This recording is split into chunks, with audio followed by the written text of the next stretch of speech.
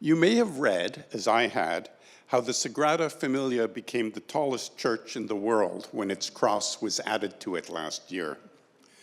But this April, could we have the first slide? This April, when Gillian and I visited the cathedral in Barcelona, Spain, the building was framed by the arching cranes that you can see lowering pieces onto the roof. Cranes are relatively silent, but any hope for meditative and spiritual silence in a sacred location was lost in the jackhammers tearing up the Barcelona streets in anticipation of the Pope's visit 2 months from when we were there. But the Sagrada carries its lessons in its stone. It was built to convey truths visually at a time when 75% of Spain was illiterate. I'm not Catholic, but I went to see the building and came away amazed at the powerful resonances between the building, between Unitarianism, and between Neighbourhood itself. But first, a few words about its remarkable architect, Antoni Gaudi. He's the Spanish, or more accurately, Catalonian architect who started to build the Sagrada Familia, Holy Family in English. He took over the project in 1883, a year after it had been started, and Gillian and I were told it's expected to be finished somewhere between 10 and 15 years from now, or about 150 years after it was begun. Gaudi would be pleased with that. At the time of his death, as Moira said, 100 years ago in 1926, he'd been working on the cathedral for 43 years, and it was about 1/4 complete. He famously said of the building, "My client, God, is not in a hurry." The length of time his project took isn't eccentric. Think of the proverb, "A society is great when old men plant trees in whose shade they will not sit."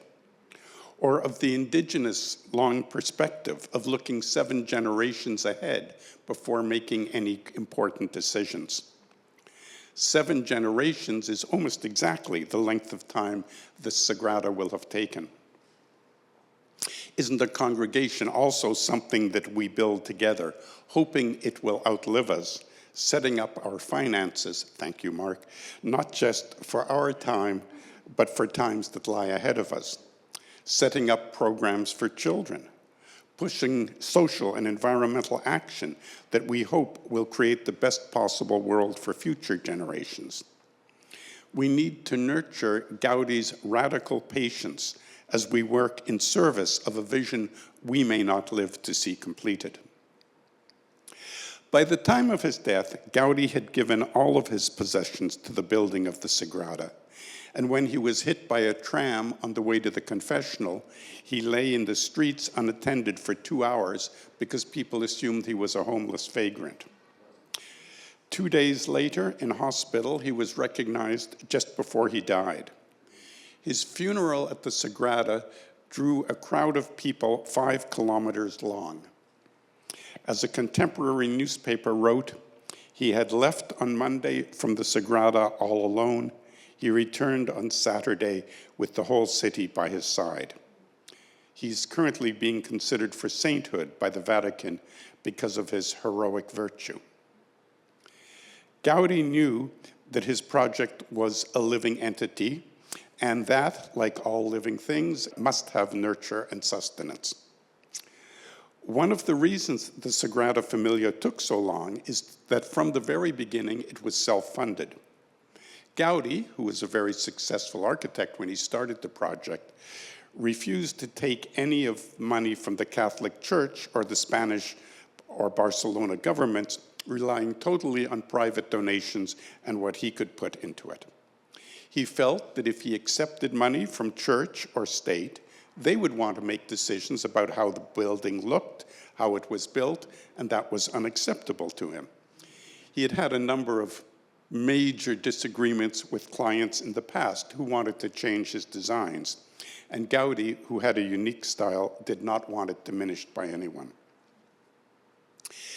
These days, the Sagrada gets over $200 million a year from visitors, making it possibly the only self-funding construction project in the world. But the building answers to no institutional authority except its own vision. It is independent of creedal authority, as we are. As the old saying puts it, he who pays the piper gets to call the tune. It is both a gift and a challenge to be independent of a higher authority and to be allowed to chart one's own direction, as we do. The current project head, the 6th PG, post-Gaudi, works to follow Gaudi's principles and his vision, but how those principles are implemented is up to him and his crew. They certainly use technologies such as graphic design and computer modeling that Gaudi didn't have. Based on fixed principles, but shaping how to apply them as times change. That's another interesting resonance, isn't it? Nature is the source of the Sagrada's architectural design. This is the most visually stunning thing about the building. Gaudi had spent years studying natural forms, bones, shells, trees, honeycombs, working with physical models, not paper, hanging chains, photographs, doing calculations to solve structural problems that had never been solved before. Next slide. The columns inside branch out like trees, distributing the weight of the roof the way a forest canopy does. The parabolic arches came from hanging chains and observing the natural curve of tension. Gaudi once said, "Nothing can be invented because it's written in nature first." Notice how closely that parallels Robin Wall Kimmerer, the Potawatomi writer, who says in Braiding Sweetgrass, "The land is the real teacher. All we need as students is mindfulness." When you stand inside the Sagrada and look up, it's like being in a forest, not a construction of stone.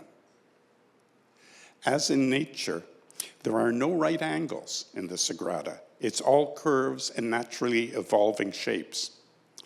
Gaudi observed, straight lines belong to man, curved lines belong to God. He also believed the natural world was God's second scripture, and designed the Sagrada to be universally welcoming, emphasizing the awe of creation and nature's beauty, which transcends specific religious doctrines. The stained glass windows don't depict scenes from Jesus' life, but are designed to harmonize with the rising and setting suns on the east and west sides. This is the west, the setting sun. And the slide you'll now be seeing is the east, the rising sun window. Our 7th principle, the interdependent web of all existence of which we're all part, is an obvious resonance. It challenges us to see ourselves as part of nature, not separate, and certainly not above nature. The Sagrada does likewise. I'd never expected to find a turtle and a tortoise at the base of the columns as you enter into the building. It took me back to Turtle Island. And I certainly hadn't expected to see fruits and vegetables 100 meters up in the air. Those are grapes and wheat for bread and wine. And you can just see the city of Madrid off to the side. It gives you a sense of how high up you are. After his death, Gaudi's models of the building were destroyed by anti-religious anarchists during the Spanish Civil War, and the building nearly stopped permanently. Instead, it became a puzzle that each generation of architects had to solve for themselves, learning Gaudi's language and then extending it. The sculptures on the east side, the Nativity, depict the birth of Christ. They were done by a Japanese artist who gave both animals and people eyes like his own. The sculptures on the west side are by a contemporary artist from Barcelona.